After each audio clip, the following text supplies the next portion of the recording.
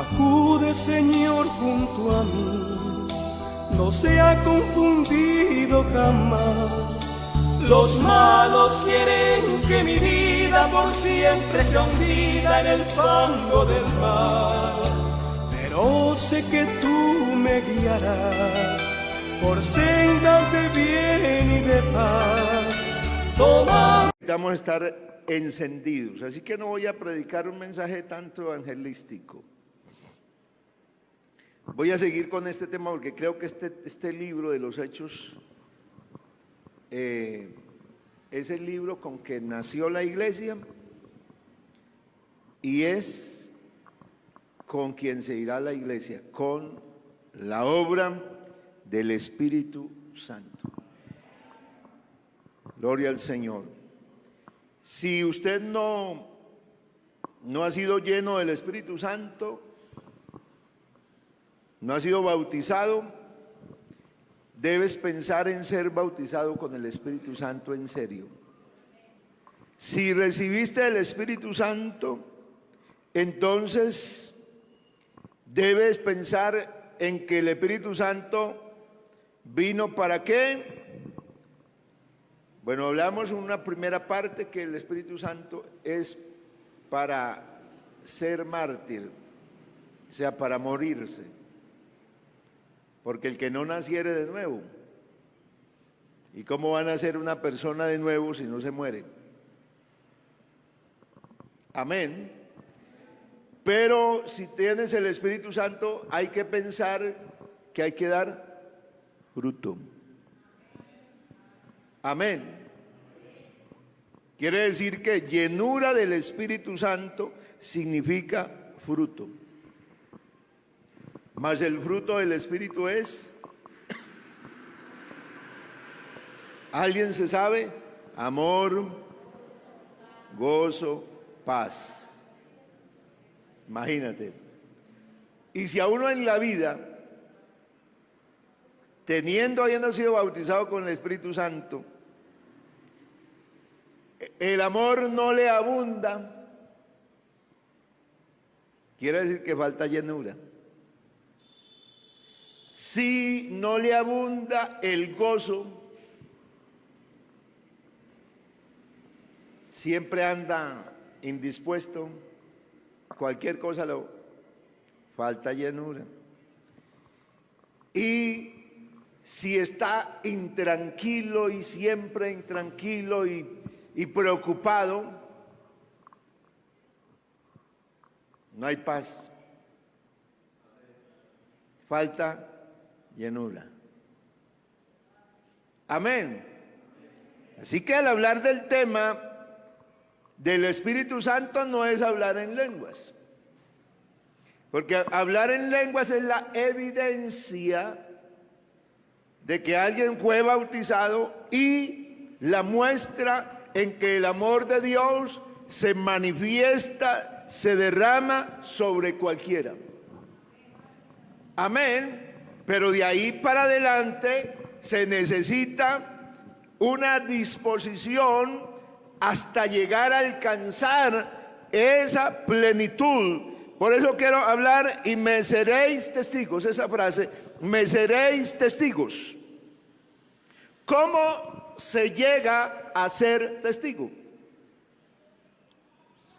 Como estamos tratando de ubicarnos para entender, ya hablé del significado testigos, ¿no?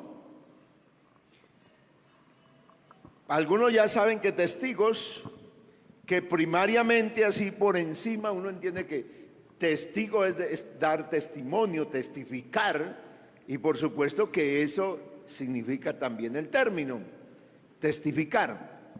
Pero en el sentido que Cristo lo dijo a los apóstoles y en la palabra original, porque nosotros tenemos la Biblia y la Biblia no fue escrita en español, en el idioma que nosotros hablamos. La Biblia fue escrita en el idioma de esa época, en el idioma que hablaban el mundo antiguo, en Israel y en todas esas regiones, y era el griego. Entonces, el Nuevo Testamento fue escrito en griego, el Antiguo Testamento fue escrito en otro idioma llamado hebreo, que las letras, digamos, los caracteres son hasta totalmente diferentes a nuestras letras del idioma español. Por lo tanto, nosotros tenemos una traducción de la Biblia, de ese lenguaje vertido al lenguaje español. De ahí la necesidad de conocer no solamente el texto, sino que hay que profundizar un poquito más para conocer el significado del texto. Y en este caso, hay versos que ameritan poder conocer el significado original del término, y entonces testigos aquí es ser mártir.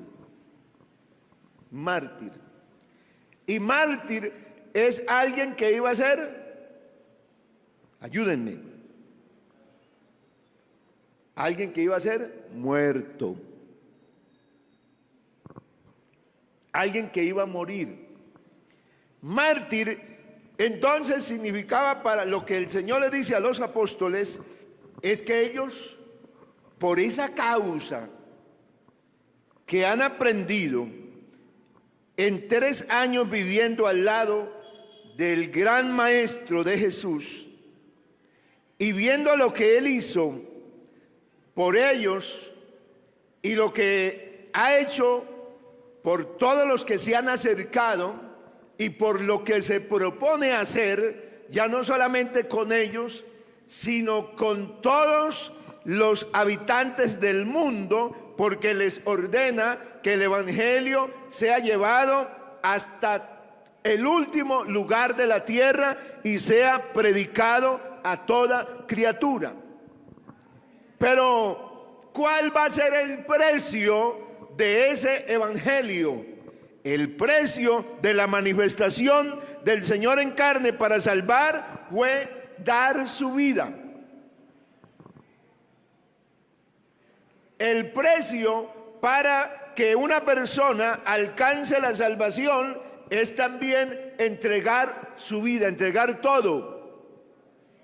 Es morirse, porque sin esto, hermano, la gente puede, aquí lo podemos enseñar a cantar, lo podemos enseñar a aplaudir, podemos usar nuestra manera para tratar en los sentimientos, en las emociones de las personas. Podemos usar unos sermones que hagan llorar a la gente, pero si no le enseñamos a la gente que hay que entregar su vida totalmente a Cristo, no pasará nada. Amén. El hombre se convertirá en un religioso. La gente religiosa, no que la palabra religión sea mala, sino que el acostumbrarse a vivir una vida religiosa es donde la gente sencillamente cumple con hacer un ritual. O sea que se conforma con hacer esto y con hacerlo ya listo.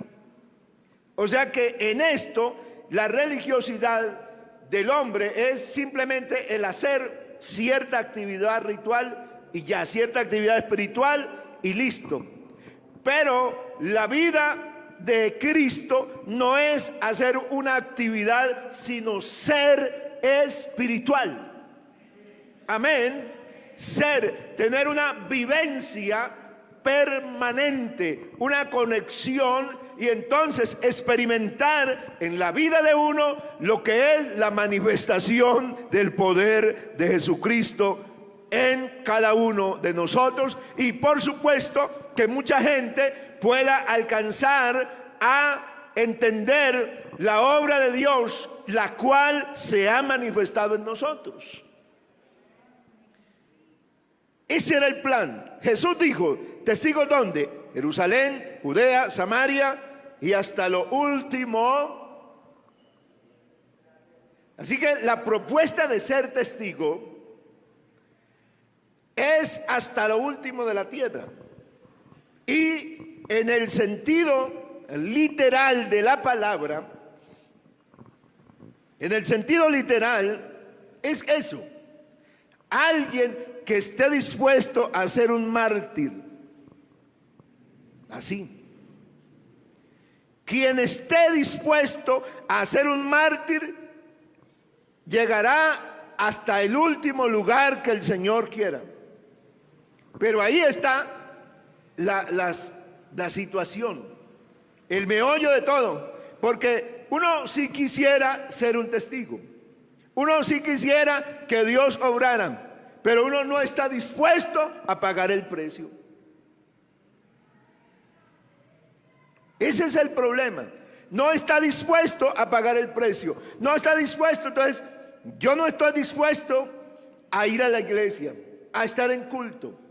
Ese precio de ir, de llegar cansado y de estar en la escuela dominical y volver por la tarde, ya ese precio, no.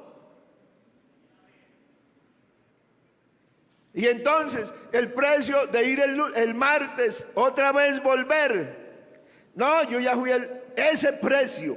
Pero quien esté dispuesto a pagar el precio y ser mártir significa que yo voy a sacrificar, que en la vida mía se va a morir algo hay que sacrificarlo. Aleluya. Algo hay que hacer morir en nuestra vida. Así que el gran dilema aquí en la palabra del Señor es ese. Es que el hombre entienda eso de morir. Y cuando eso pase, le cuento que cosas grandes empezarán a suceder. Gloria al Señor. ¿Cómo fue que el Señor les orientó para que eso pasara? ¿Qué fue lo que el Señor les manifestó a la iglesia, a los apóstoles? ¿Cómo era que tenían que morirse? Viéndolo ellos, fue alzado y le recibió una nube que le ocultó de sus ojos.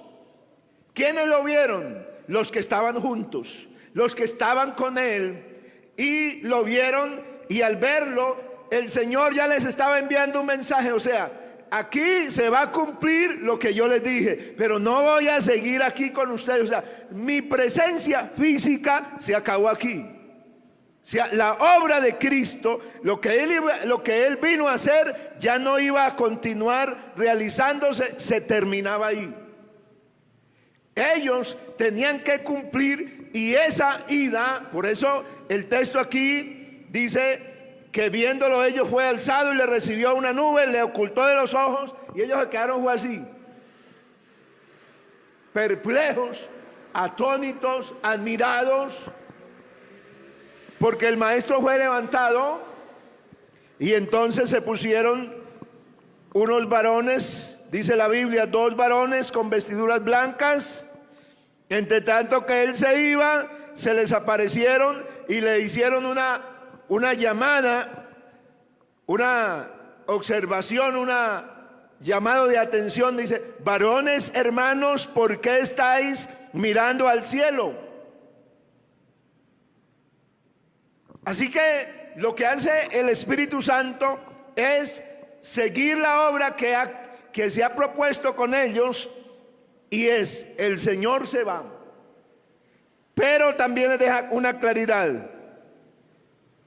Este mismo Jesús que ha sido tomado de vosotros al cielo, volverá así como le habéis visto ir al cielo. O sea, Él va a regresar, pero entre tanto que Él se va y regresa, aquí hay que hacer una obra. Amén. Aquí hay que cumplir la misión. Aquí hay que ser ¿qué? Hay que ser testigos. Gloria a Dios. Ya el Señor les estaba mostrando. ¿Testigos de qué? Ellos iban a testificar que Jesús predicó, claro, en el siglo I no era tan difícil convencer a la gente de que Jesús existió. Y sobre todo a la gente que vivió cerca, no era difícil. No era difícil convencer a la gente de que Jesús había hecho milagros, porque de hecho habían muchas personas que habían recibido milagros. Así que ir a predicar, Jesús hace milagros. Pues claro, a mí me sanó. No es que yo estaba cojo, no tenía una pierna y me la puso. Eso no era el énfasis en el primer siglo. Pero había una cosa que sí no era clara para toda esa gente: Jesús levantado de entre los muertos. Jesús resucitado de los muertos sí era algo que la gente necesitaba creerlo, porque no todo el mundo, solamente ellos, los discípulos, lo vieron. Jesús quería que ellos fueran testigos entonces de la resurrección. 2, de que Él ascendió a los cielos. 3, de que Él iba a regresar otra vez. Amén. Pero esas 3 cosas, por esas 3 cosas, era posible que la gente, que a ellos les tocara morirse, fueran a ser martirizados y fueran a entregar su vida, porque mucha gente no iba a creer eso. De que Jesús se había levantado de los muertos, que había sido levantado al cielo y que iba a volver otra vez. Difícil de creerlo, pero esa era la tarea más impresionante que deberían llevar a cabo los apóstoles, los discípulos. Bendito sea el nombre de Jesús. Así que aquí vienen los pasos. Ahora, cuando ellos han visto resurrección, 40 días hablándoles acerca de qué fue que oímos, ¿qué días? Del reino de los cielos. Porque ellos en 40 días no estaban convencidos todavía. O sea, ni en 3 años y medio tenían claridad de que era el reino de Dios. Que el Señor se les gastó 40 días más después de resucitados, hablándoles del reino de Dios, para convencerlos de que el plan de Él no era otro, que ellos se deberían dedicar y poner toda su mente y toda su vida a ese plan maravilloso del reino de Dios. Sin embargo, nosotros vemos en la Biblia que ellos todavía estaban pensando era en el reino de Israel. O sea, ¿qué horas nos cambiarán el gobierno? Que nos cambien el gobierno romano por que necesitamos un cambio en este país. Decían los israelitas en ese tiempo: necesitamos que nos cambien el gobierno romano, porque el gobierno romano sí es malo. Cuando venga otro gobierno, las cosas van a cambiar. Parece que fuera el siglo, parece que no ha cambiado en el siglo XXI, parece que estamos en lo mismo. ¿Cierto que no? Nada parecido, ¿no? ¿Qué está esperando la gente en este siglo? Lo mismo. Ese es el problema. Ahí está, cambio de pensamiento. Si me enfoco a qué, ¿será que yo estoy creyendo? ¿Será que la iglesia de hoy está creyendo que Cristo sí viene? No, sí, Él viene, sí, claro, amén. Pero eso le tarda. Mientras tanto, yo puedo realizar todos mis proyectos. Mientras tanto, yo me voy a enfocar, sí, yo le voy a servir a Dios, pero yo necesito sacar adelante todos mis planes. Entonces, quiere decir que se mueren unas cositas, pero otras siguen vigentes. Pero mire lo que hicieron los apóstoles. se convencieron porque el Señor, el Espíritu Santo, la obra del Espíritu Santo que Él manifiesta en la iglesia, ¿para qué es? Cuando venga el Espíritu, convencerá al hombre, al mundo, de pecado, de justicia y de juicio. Dios tiene que convencer al hombre. Nadie podrá cambiar de vida a menos que el Espíritu Santo lo convenza de que está mal. Uno cambia cuando le hacen ver que como está viviendo está mal. Cuando uno reconoce eso, pues el Espíritu Santo es para eso en la vida de los creyentes. De justicia, que solo el hombre puede ser salvo por la obra de Cristo, que Él es el único que justifica. Amén. De juicio, ¿por qué? Porque Dios es el que tiene el poder para hacerle juicio al hombre. Aleluya. Por eso le hizo juicio a Satanás. A Satanás ya le hizo el primer juicio. Y es que el imperio que él tenía,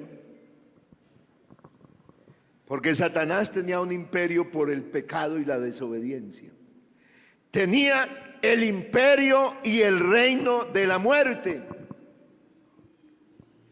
Pero Cristo en la cruz del Calvario lo juzgó, porque Él murió en lugar de los condenados y se levantó de los muertos y condenó al pecado en la carne. Bendito sea el Señor. Y demostró que el que obedece a Dios, el que sigue a Dios, así esté muerto, si oye a Cristo, vivirá.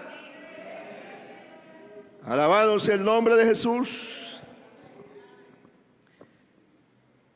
Entonces, el Espíritu de Dios, o sea, ¿para qué es el Espíritu Santo? ¿Por qué el Espíritu Santo? Yo quiero invitarlos a pensar en eso y a reflexionar. ¿Por qué necesitamos que el Espíritu Santo esté? ¿Por qué necesitamos que el Espíritu Santo se mueva? Porque si el Espíritu Santo no se mueve, la gente seguirá igual. El ser humano tiene necesidad de algo espiritual.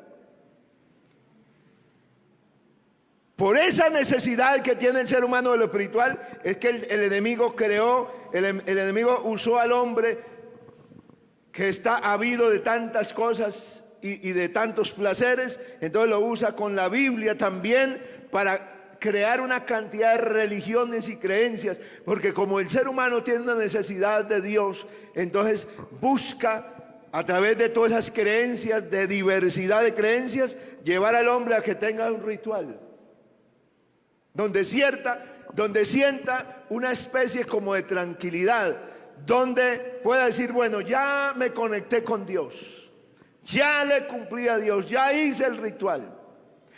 Entonces ahí quien opera, porque Satanás también dice la Biblia que él se viste como ángel de luz.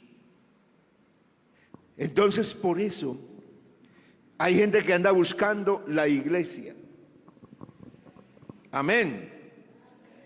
Esta mañana ayer empecé a hablar con unas personas que asistieron un mes en una de las sedes nuestras, pero se vinieron para acá y el Señor les tocó, alguien le dio mi teléfono, se comunicaron y hablamos, y ahí por el chat compartimos. Y esta mañana ya estaban en culto. Pero una de las cosas que me dice, una de ellas es, vea, yo vengo pidiéndole al Señor que me muestre dónde está la verdadera iglesia. Amén. Eso significa que la gente que tiene temor de Dios, y que va buscando de verdad la presencia de Dios, está percibiendo que hay muchas creencias, pero que hay muchas que son falsas, pero que existe una verdadera. Sí, existe una verdadera. Vean, hay muchas, yo uso esta comparación sencilla. Hay muchas personas que son engañadas y se ve aquí, eso es igual, hermano, eso es igual, aquí cantamos, aquí adoramos, aquí sentimos, ¿sí? Y la gente dice, sí, verdad, vamos para el mismo sitio, todos creemos en el mismo Dios. Claro, si ahorita viniera alguien con un billete de 200,000 pesos y me dijera a mí, vea, le voy a pagar, tengo aquí 200,000, yo digo, inmediatamente lo rechazo. ¿Por qué? Porque un billete de 200,000 pesos no existe en Colombia. O sea, yo no necesito hacer un curso o alguna cosa, no, ya tengo claro que eso es falso, ya de una, lo rechazo. Pero si me dan uno de 100,000, me dan uno de 50, me dan uno de 20, ¿cómo me pueden tumbar a mí con un billete de esos? Porque es igual al original. Creo que más de uno ha recibido en algún momento de la vida un billete falso. ¿Y por qué lo recibió? ¿Convencido de que era un billete falso lo recibió? No, lo recibió convencido de que era un billete bueno. Así es los imitadores, así es el enemigo con la gente que no se ha muerto al pecado. Lo mantiene en una religión y lo hace vivir una supuesta vida espiritual, y entonces la gente se siente aparentemente bien, pero sigue teniendo el vacío. Por eso en la iglesia de Jesucristo Él dijo que era necesario recibir poder. Amén. Era necesario que el Consolador viniera. Bendito sea el Señor, que el Espíritu Santo estuviera. Así que si en la iglesia no está el Espíritu Santo, no pasa nada. Porque el Espíritu Santo revela, porque el Espíritu Santo enseña, porque el Espíritu Santo guía, porque el Espíritu Santo redarguye. Bendito sea el Señor, porque el Espíritu Santo reprende, porque el Espíritu Santo edifica. Oh, gloria a Dios. Entonces, cuando el Espíritu Santo convence, lo convence a uno, lo hace tomar decisiones.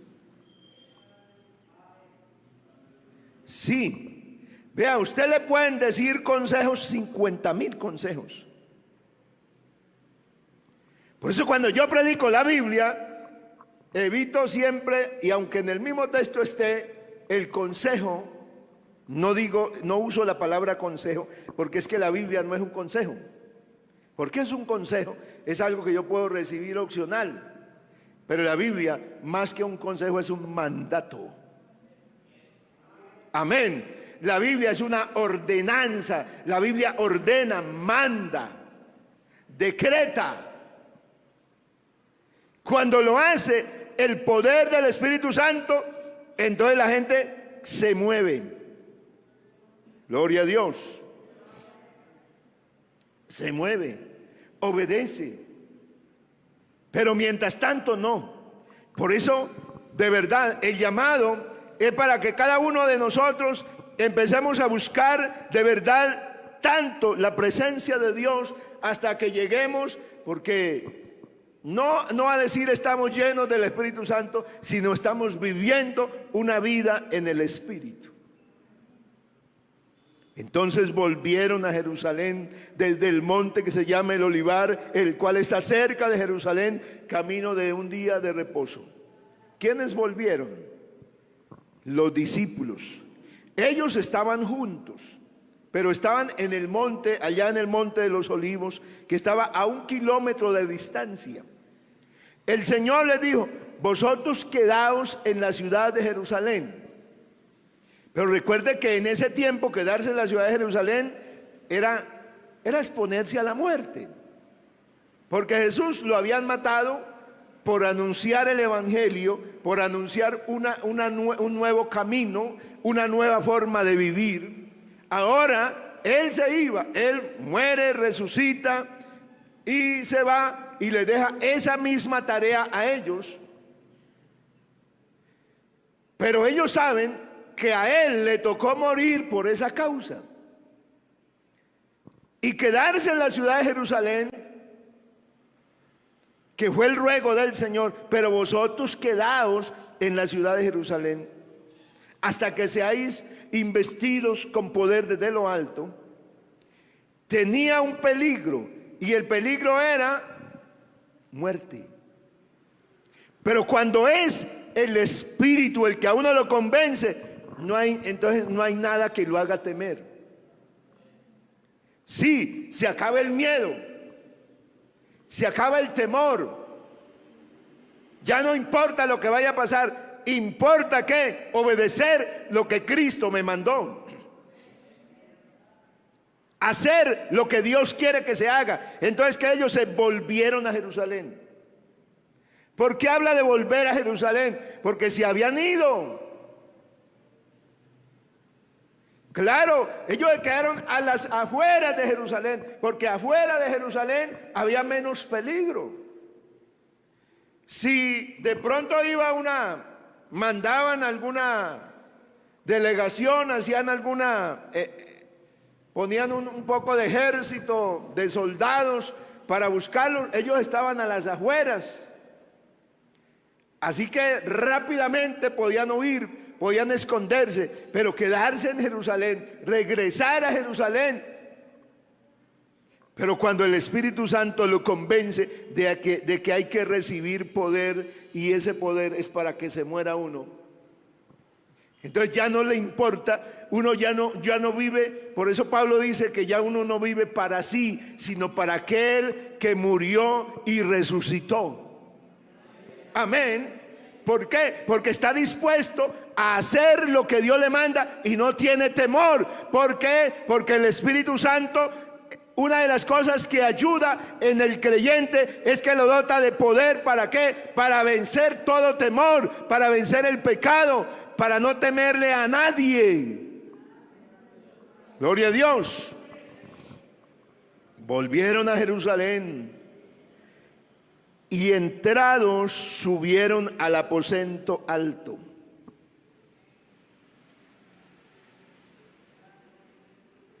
Estar en el aposento alto, no crea que si yo me voy a esconder. En el siglo primero, yo quiero llevarlos a una imagen, en el siglo primero, a una escena que usted se la piense ahí. Todas las casas, el 99.9% de las casas eran de un solo piso. Todas las casas de un solo piso, con un techo de placa. El techo no era así, sino plano. Pero ciertas casas les hacían un aposento. Era una cubierta que le hacían a esa, y quedaba como de 2 pisos. Si yo, que estoy lleno de miedo, me voy a esconder del peligro, ¿qué cree que voy a hacer en una ciudad donde todas las casas son de un solo piso? Y me voy a subir al segundo piso, donde no había ese ventanal, sino estaba escueto.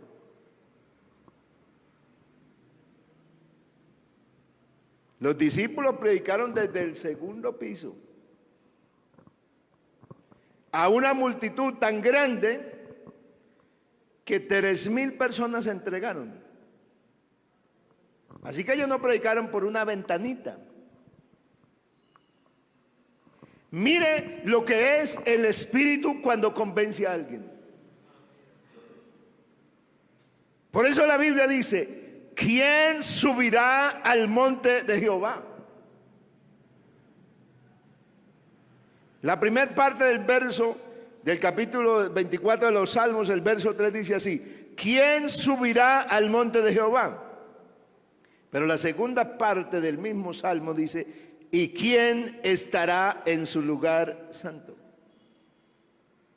Así que aquí no se trata solamente de subir, sino de estarse. Subir y quedarse. Los discípulos tenían el mandato del Señor de quedarse en Jerusalén hasta, o sea, había que ir a Jerusalén y quedarse, o sea, esperar. Y estando juntos le mandó que se quedaran en Jerusalén y esperasen la promesa del Padre. Así que no es solamente procurar yo en un culto sentir la presencia de Dios y listo, arranco. Lo que Dios quiere es que usted y yo recibamos la presencia de Dios, pero nos quedemos en la presencia de Dios.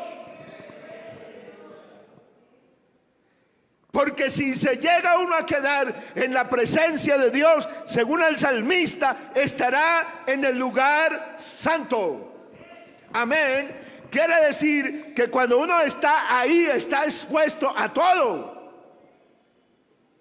Imagínense una persecución contra esa nueva secta, esos nuevos Galileos que alborotaron el mundo entero y logramos acabar con su líder. Porque eso era lo que se conocía en el populacho del pueblo. Acabamos con ese Jesús de Nazaret. Era un impostor que venía aquí a dárselas de Mesías, pero logramos derribarlo. Y ahora dice que hay todavía algunos por ahí, dice que hablando de que ese se levantó de los muertos. ¡Qué mentira! ¡Qué engaño! Van a seguir engañando, pero ellos saben, ya les dimos una demostración de lo que les va a pasar si siguen ahí interesados, si siguen ahí continuando a predicar esa creencia. Ya saben lo que les va a pasar, pero mire quien está dispuesto a morirse. Gloria a Dios. Se subieron a un lugar donde cualquiera los podía ver, donde se expusieron y se quedaron ahí. Gloria a Dios. Eso habla de ¿qué? De perseverancia. ¿Usted quiere recibir poder? ¿Usted quiere de verdad ser una persona testiga de Cristo? Hay que subir, hay que exponerse y hay que quedarse ahí. Amén. Porque si usted se queda en el aposento alto, aleluya, va a vivir cosas lindas. ¿Quiénes estaban en el aposento alto? Pedro, Jacobo, Juan, Andrés, Felipe, Tomás, Bartolomé, Jacobo, hijo de Alfeo, Simón, el celote y Judas, hermano de Jacobo. Aleluya. ¿Cómo es para que venga un Pentecostés y para que se viva un Pentecostés? Hay que quedarse. Hermano Pedrito, hermano fulanito, hermano Tomás, hermano Andrés, hermano Bartolomé, ¿qué hay que hacer para que podamos ser testigos? Tenemos que quedarnos en el lugar que Dios nos llamó y estarnos juntos ahí. Pero si la iglesia, el uno dice, sí, yo voy a ir, pero no va, el otro no va, solamente va uno, ahí no puede pasar nada. Pero si la iglesia se une a estar juntos, mire lo que va a pasar.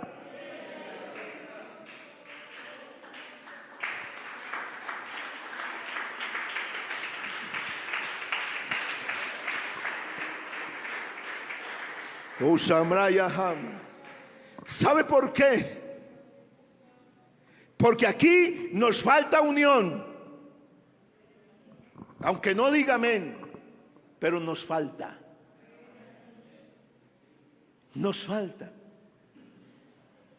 ¿Por qué? Porque estamos pensando en las cosas.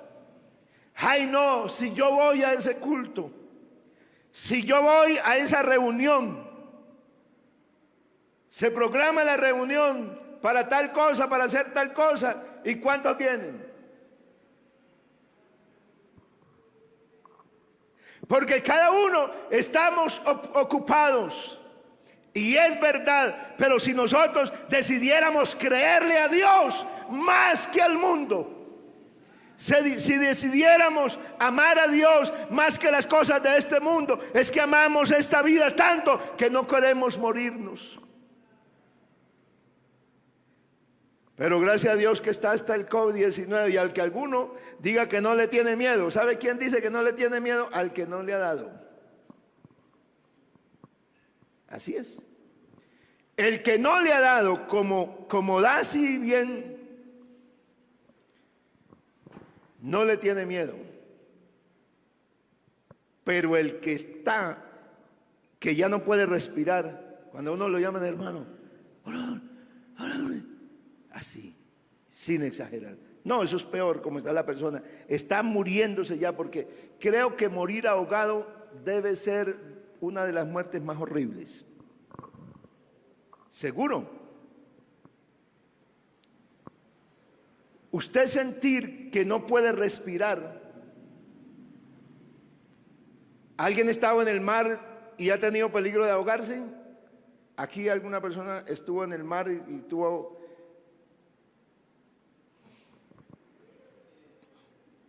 Eso es cosa seria.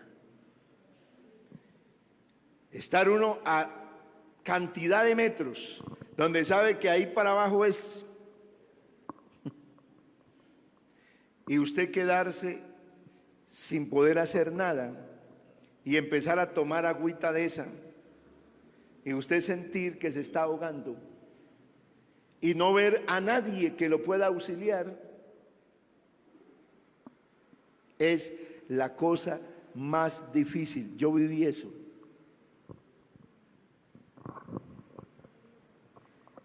Así que usted saber que se va a morir ahogado es absolutamente terrible.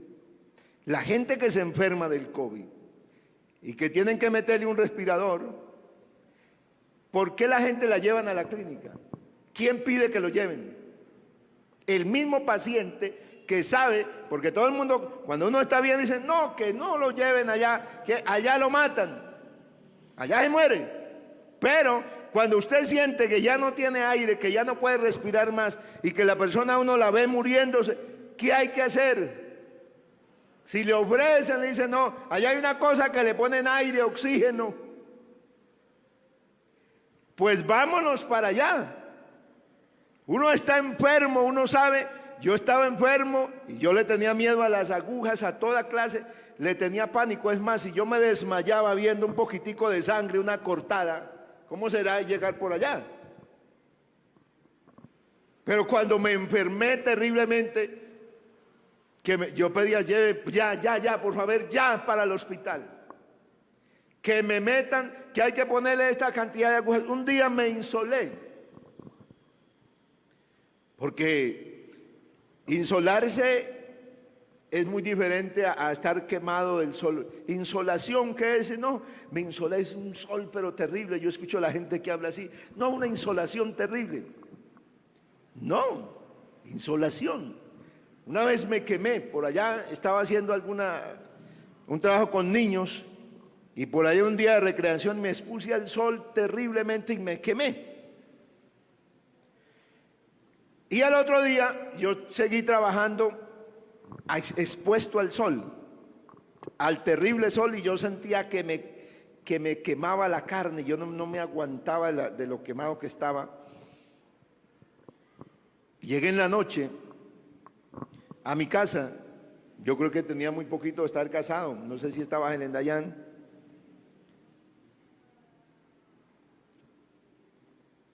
Y empecé a sentir como agujitas, así que me chuzaban así en el cuerpo. así pulloncitos. Bueno, yo le dije a mi esposa, me estoy sintiendo mal, alguna crema, déme una crema y algo así. Entonces me echaron una crema de esas para refrescarme. Pero inmediatamente yo empecé a sentir que eso me aumentó. Entonces ya llamaron por allá, mi esposa ya empezó, yo dije, necesito ayuda, me siento mal, No, llegué a un estado que yo caí, fue al piso, daba vueltas, mi esposa me ponía una cosa que, mejor dicho, lo que dijeron por ahí los vecinos y los hermanos, una emergencia terrible, se me volvió una emergencia. A mí me tenía ese dolor, eso en la carne, yo sentía como si cogieran 100,000 agujas y me las metieran así, me las sacaran así en todo el cuerpo. Era una cosa aterradora, una cosa que es para volverlo a uno absolutamente loco. Yo llegué y le dije a mi esposa, después de que me dijeron, un hermano me dijeron que no, que échele lecho, que échele vinagre, que póngale eso. Mi esposa en cuestión de minutos hizo lo que pudo hacer. Pero cuando yo vi que ya no podía hacer nada y que yo ya estaba en el piso y gritaba, llegaron los hermanos y oraron por mí, yo seguía en ese desespero, le dije a mi esposa, para el hospital, lléveme al hospital ya. Yo necesito un hospital ya. Y me llevaron al hospital y en urgencias allá haciendo fila. Y yo en ese desespero, usted en un hospital, yo me quité hasta la camiseta, es que yo no resistía ninguna ropa encima, o sea, a mí no me importó quién me veía, no, a mí me importaba que alguien me atendiera y me metí. Yo le pedí a los que estaban en turno, por favor, yo estoy muy mal, déjenme entrar de primero, y me dejaron entrar. Porque tenía un desespero absolutamente aterrador, me inyectaron y la doctora dijo, listo, ya se va. Y yo seguía ahí afuera, pero con ese desespero, cuando veo a otro doctor y me le mando a ese doctor y grítele. No, yo estaba en una angustia terrible, porque necesitaba ayuda. Hasta que ese doctor me puso una inyección, dijo, es posible que hasta te desmayes, pero vas a descansar. Y de hecho sí, casi quedé ahí privado, pero logré descansar de semejante situación tan terrible. Así que vivir una cosa así, expuesto uno a algo que ya es insoportable, a veces uno puede valorar las cosas, la vida y de verdad todo, cuando uno vive situaciones así como esas, tan adversas y tan terribles. Por eso hay que valorar la oportunidad que tenemos ahora. Amén. Estimado hermano, amigo, si la vida aquí en algunos momentos resulta tan difícil, tan terrible, yo me imagino, y yo le digo a la gente, si momentos así de horas o días de una enfermedad resulta ser tan angustiosa y tan terrible, ¿cómo será la eternidad sin Dios? O sea, ¿cómo será perderse? ¿Ah?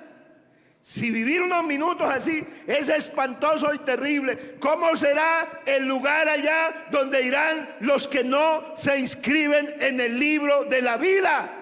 Pero para inscribirse en el libro de la vida hay que tener el evangelio, pero el evangelio, para poderlo tener, hay que recibir el poder del Espíritu Santo. Vamos a estar en pie, amada iglesia del Señor.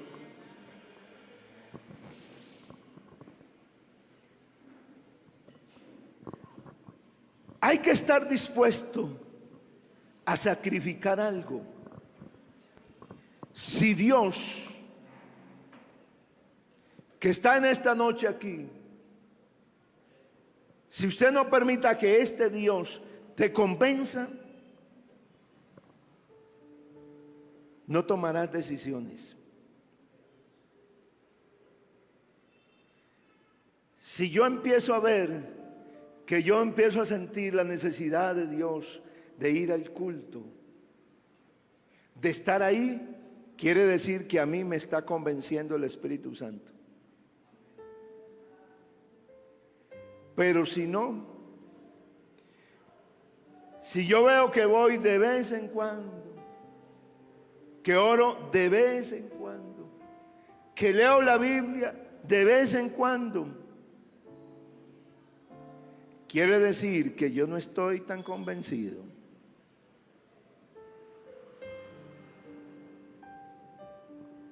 ¿Por qué se aparta la gente? ¿Por qué la gente regresa atrás? Yo sé que la Biblia dice que Dios levanta al caído, o sea, el que cae, lo vuelve a levantar. Pero yo sé también que la Biblia dice que Él es poderoso para mantenerme y sostenerme sin caída. Yo prefiero la primera opción.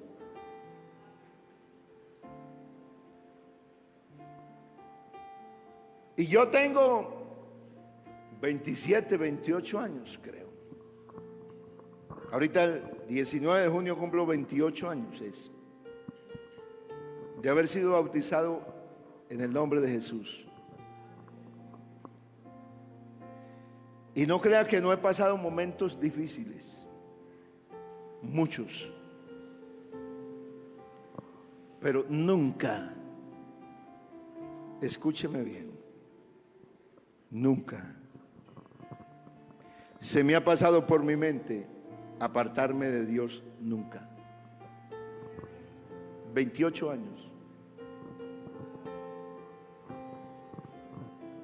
Claro que me he sentido desanimado, sin ganas de ir a un culto, sí, muchas veces. Pero ¿qué he hecho? Subir. Y subir no es fácil. Es más fácil caminar en lo plano.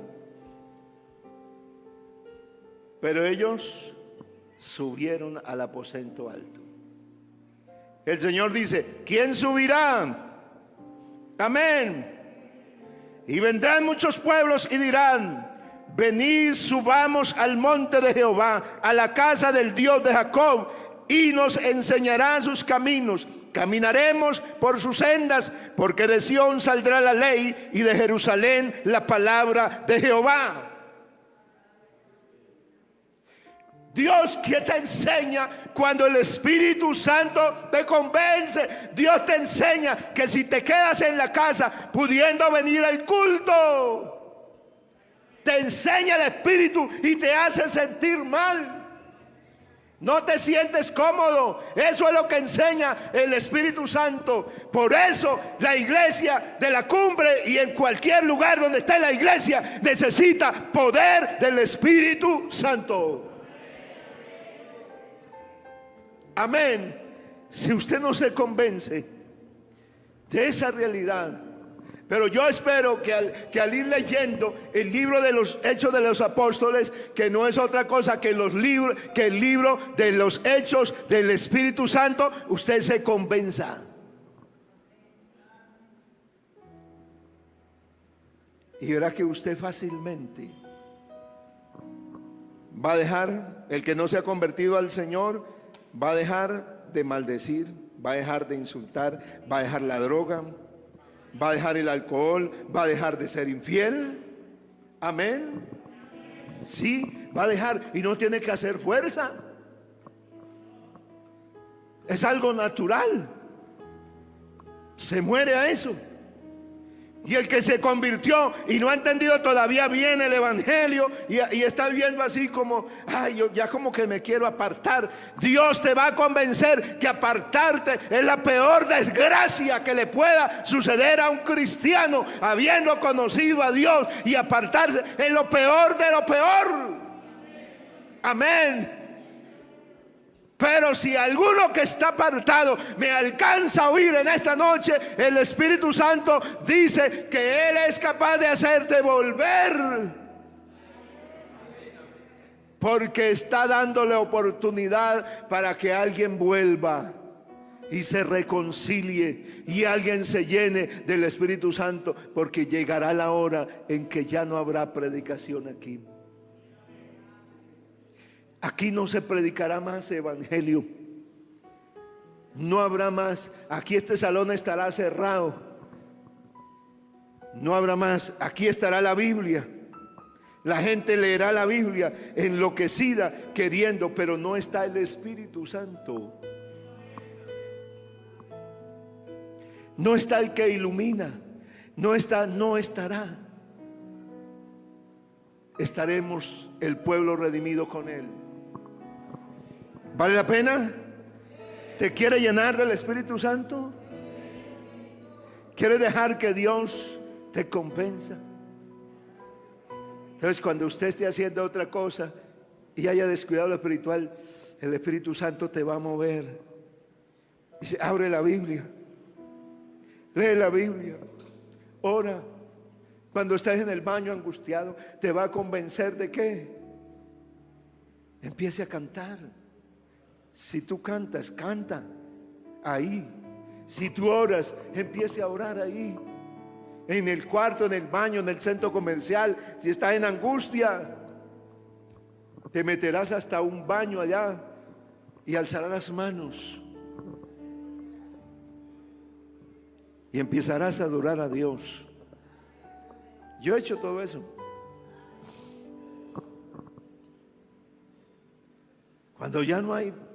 Cuando hay tantas cosas, yo me he tirado de rodillas hasta en un baño público.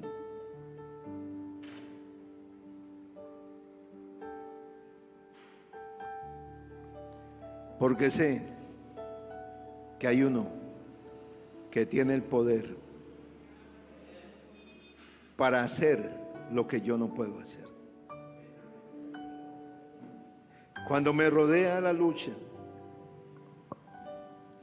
cuando las fuerzas se me quieren derrumbar,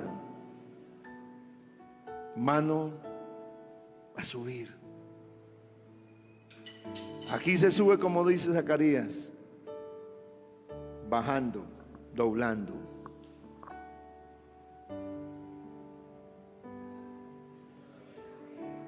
Aleluya.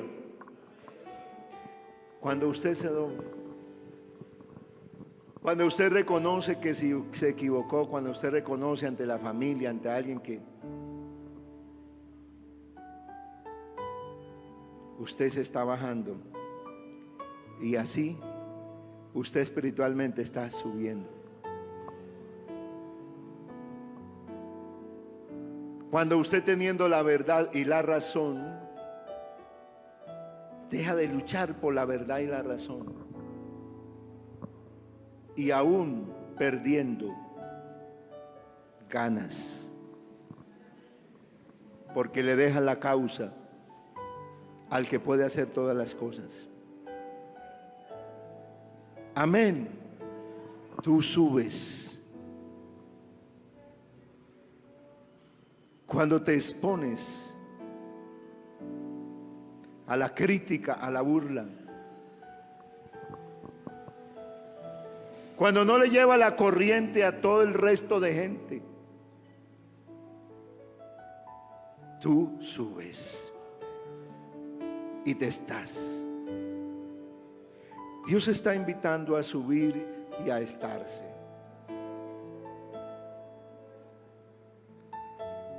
Yo te invito que vengas así, que empieces a vivir una vida así, que empieces a pedirle al Señor así,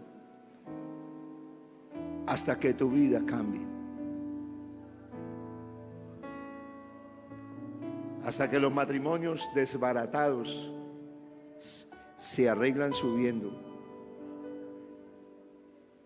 las economías acabadas se arreglan subiendo y quedándose. Soberano Señor, todopoderoso Dios, en esta noche hay un pueblo aquí que estamos en gran necesidad de subir, que hay que dejar morir algunas cosas, oh Dios, que hay que permitir que nuestra vida espiritual sea llena de la gloria de Dios. para que esto natural, para que esto carnal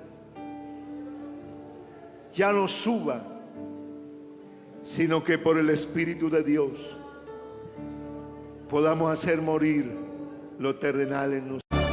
Yo soy de ti, no me dejes caer en el mar. Si solo estoy, no me siento capaz de luchar.